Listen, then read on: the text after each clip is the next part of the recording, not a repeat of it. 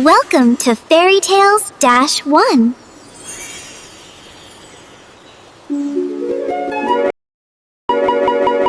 Hello, little dreamers, and welcome. Settle in somewhere cozy, perhaps with your favorite blanket or a sleepy teddy bear. Close your eyes for just a moment and listen. Can you hear that? Beyond the sounds of your room, there's a quiet hum in the world. It's the sound of stories waiting to be told. Are you ready for one? The story I have for you today is a very special one, a secret one whispered on the breeze and caught just for you. It's called The Keeper of the Quiet Cuddles. In a forgotten corner of a sprawling, sun-dappled forest, nestled between the roots of a great and ancient oak tree was a home. It wasn't a house of bricks or wood, but a burrow snug and warm with a round green door the color of a new leaf. This was the home of Pip. Pip was a flufful, a small creature with ears like soft velvet petals, eyes the color of polished river stones, and a coat of downy fur that looked like dandelion fluff. Fluffles are very quiet, very gentle creatures, and Pip was perhaps the quietest and gentlest of them all. But Pip had a very important, very secret job. He was the keeper of the quiet cuddles. Now, a quiet cuddle is not like a regular hug you might get from your mum or dad. You can't wrap your arms around it. A quiet cuddle is the feeling of a perfect hug, captured and cared for. It is the warmth you feel when someone shares their cookies with you without being asked. It is the safety you feel when a grown-up reads you a story, and their voice is low and soft. It is the gentle peace of watching snow fall outside while you are warm and toasty inside. These moments, these feelings, would sometimes drift away on the wind, and it was Pip's job to find them. He would wander the forest with a special net made of spun moonlight and spider silk, and when he felt a wisp of pure gentle kindness floating by, he would carefully scoop it up. Back in his burrow, he would release it into his special garden. This garden wasn't filled with flowers, but with shimmering, floating globes of light. Each one was a quiet cuddle. Some glowed with a soft, honey gold light. Those were born from moments of shared laughter. Others had a pearly silver sheen, the feeling of being forgiven. They floated gently in the air of his main chamber, bumping into each other with a sound like tiny melodic bells, and filling his home with a constant purring warmth. Tending to them was his life's joy. He would hum to them, polish them with a milkweed fluff cloth, and make sure they never felt lonely. But lately something had been wrong. The quiet cuddles were beginning to fade. Their beautiful warm light was growing dim, their musical chime becoming faint and tired. When Pip held one, it felt cooler than it should, like a sunbeam losing its strength. Pip was worried. He ventured further and further into the forest, his moonlight net held high, but the air was different. The whispers of kindness were being drowned out by a new sound, a distant, discordant noise. It was the great hum.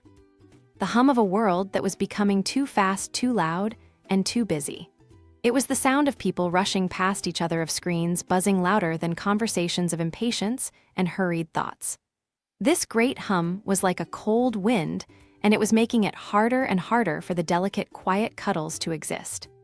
His garden, once a dazzling constellation of warmth, now looked like a handful of dying embers. There was only one left that held a strong, true light. It was a beautiful one, the color of a summer sunrise, born from the moment a little girl had given her favorite red crayon to a boy who had none. Pip knew he couldn't just stay in his burrow and watch it fade away. He had to do something. So with a deep breath that ruffled his dandelion fur, he did the bravest thing he had ever done. He carefully placed the last precious quiet cuddle into a small moss-lined lantern. He packed a tiny bag with 3 acorn cookies and a thimble of dewdrop water. And he stepped out of his round green door into the big, wide, noisy world. The further he got from his quiet corner of the forest, the louder the great hum became. The trees seemed to lean away from the noise, and the birdsong was nervous and quick.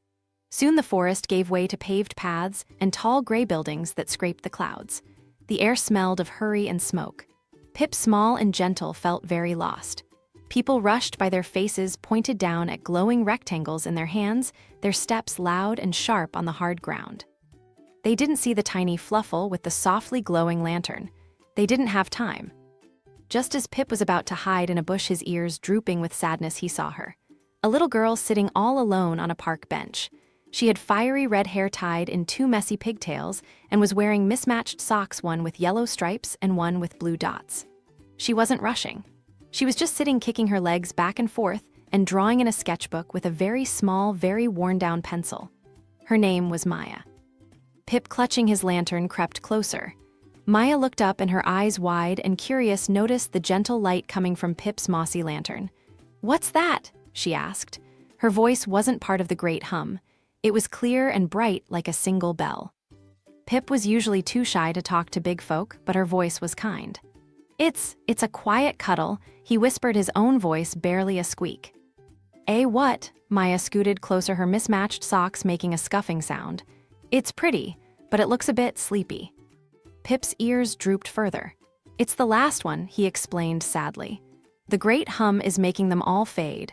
The world is forgetting how to be quiet and kind so they have nothing to eat." Maya tilted her head. She lived in the city. She was used to the hum. To her, it was just the sound of the world. She didn't understand how quiet could be something you could keep in a lantern. She looked at Pip's sad, sweet face and then at his little lantern.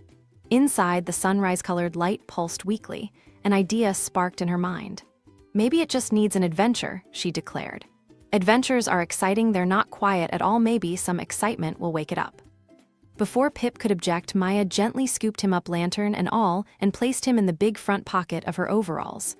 "Don't worry, little guy," she said, patting her pocket. "I'm an expert at adventures." And off they went. Maya's idea of an adventure was very noisy. She took Pip to the playground where she flew high on the swings, yelling, "Wee," so loud that Pip had to cover his velvet ears. The quiet cuddle in his lantern flickered and shrank. She took him to the duck pond and threw bread with great splashy throws that made all the ducks quack in a chaotic chorus. The cuddle grew dimmer still. Finally, she took him to the city square, where music blared from speakers and crowds of people bustled about. Pip peeked out of her pocket. The beautiful warm light in his lantern was now just a tiny fragile speck. It was almost gone. Pip's heart ached. He had failed. He tugged on Maya's overall strap. "Please," he whispered, his voice trembling. "It's too much, it's fading." Maya looked down. She saw the light was almost out. She saw the single tear that rolled down Pip's fluffy cheek. And for the first time, she felt a pang of sadness for the little light. She hadn't fixed it. She had made it worse. Her shoulders slumped. "Oh," she said softly. "I'm sorry, I thought being loud and fun was how you fix things." She walked away from the noisy square to a small, forgotten little garden tucked behind the library. It was quiet there. An elderly man was sitting on a bench looking sadly at the ground. A gust of wind had blown his newspaper all over the place, and his old creaky back wouldn't let him bend down to get it. He looked lonely and frustrated. Maya watched him for a moment. Her first instinct was to run over and shout, "I'll get it," but then she looked at Pip's lantern. She looked at the last tiny fading spark of the quiet cuddle, and she understood. This time she didn't run. She walked over slowly, quietly. She didn't say a word. She simply knelt down and began to gather the scattered pages of the newspaper. She put them all back in order, smoothed them out, and folded them neatly. Then she gently placed the folded paper on the bench beside the man. The man looked up surprised. He saw her kind face, her mismatched socks, and her quiet smile. He smiled back, a genuine, warm smile that reached his eyes. "Thank you, my dear," he said, his voice raspy but full of gratitude. "That was very kind." And in that moment, something magical happened. Inside Pip's lantern, the tiny spark didn't just flicker back to life. It bloomed.